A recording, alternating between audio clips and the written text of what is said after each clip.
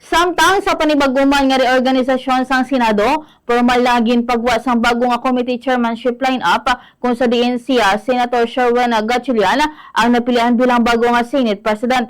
Sa ginpagwa ang lineup, si Senator Erwin Tulfo ang magapanguna sa Accountability of Public Affairs o kana Public Officers and Investigation sa sang Blue Ribbon Committee kag Social Justice, Welfare and Rural Development Energy. Samtang si Senate President Pro Tempore Vicente Tito Soto III ang magapamuno sa Senate Committee on National Defense and Security, Peace, Unification and Reconciliation, Ethics, kaga privileges.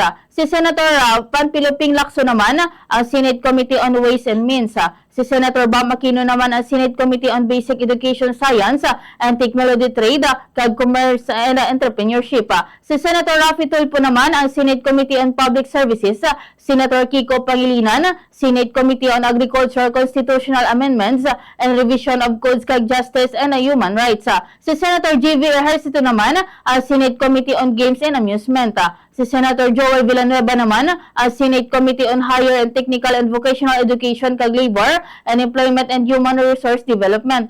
Senate President Sherwin Gatchalian, Senate Committee on Commission on Appointments. Senator Mig Subiri, Senate Committee on Foreign Relations.